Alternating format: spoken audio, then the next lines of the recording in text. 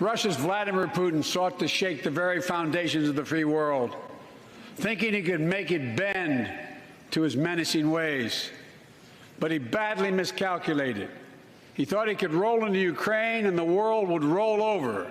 Instead, he met with a wall of strength he never anticipated or imagined. He met the Ukrainian people. To every Ukrainian, their fearlessness, their courage, their determination literally inspires the world. Groups of citizens blocking tanks with their bodies.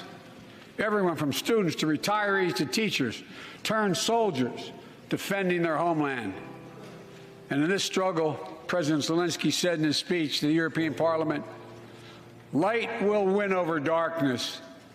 The Ukrainian ambassador to the United States is here tonight, sitting with the First Lady. Let each of us, if you're able to stand and send an unmistakable signal to the world. Yes, we, the United States of America, stand with the Ukrainian people. Throughout our history, we've learned this lesson. When dictators do not pay a price for their aggression, they cause more chaos. They keep moving, and the cost, the threats to America and America to the world keeps rising. That's why the NATO alliance was created, to secure peace and stability in Europe after World War II. The United States is a member, along with 29 other nations. It matters. American diplomacy matters. American resolve matters. Putin's latest attack on Ukraine was premeditated and totally unprovoked. He rejected repeated efforts at diplomacy. He thought the West and NATO wouldn't respond. He thought he could divide us at home, in this chamber, in this nation. He thought he could divide us in Europe as well. But Putin was wrong. We are ready. We are united, and that's what we did. We stayed united. What is this consciousness that connects this global network of evil? Well, the point is that this whole agenda, of which hoax is part, a very significant part in the last 2 years, is global. It's globally dictated. That's why, you've seen the most of the world has just responded the same and believed the same narrative and done the same things. You can look at different countries and where they are in the moment, but it's still a global agenda. So where does this agenda want to be? It wants to be where Italy is. It wants to be where Austria is, just introducing mandatory Italy, which is incredibly extreme in what they've done to people that won't have the jab and how they've marginalized them and excluded them from society. Australia, the Northern Territories of Australia and elsewhere in that country.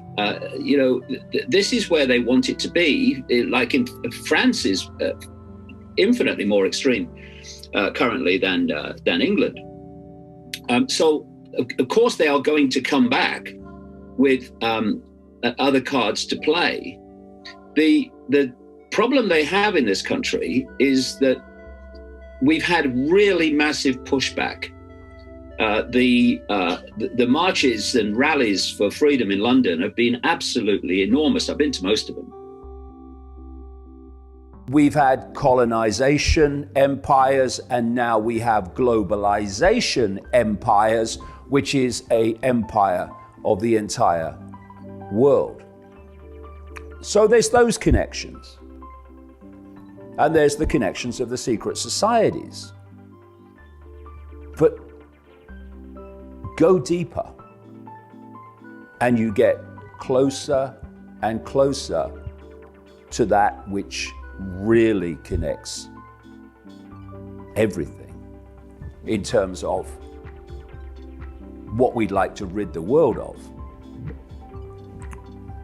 And so if you keep going deeper and deeper and deeper into where this is coming from, you reach that point where you see that where it's coming from is a state of consciousness. From consciousness comes perception, from perception comes behavior, comes desires, comes actions. But it all comes from your state of consciousness. So, what is this consciousness that connects this global network of evil? What is it that makes Trudeau act like he does, and Schwab? What is it that creates this extraordinary difference in this one example of how Trudeau has acted against the peaceful, quiet dignity of the truckers? Why are those two attitudes so vastly different and never more obvious than now? And why is this Trudeau, Schwab, Gates attitude so absolutely universal, where positions of power right across the world are occupied by this same mentality? And you can again explain it on one level by talking about secret societies, and of course, as has been well talked about recently, this Klaus Schwab World Economic Forum Young Leaders School, which has manifested through its graduates people in power, political power, all over the world at this time of all times.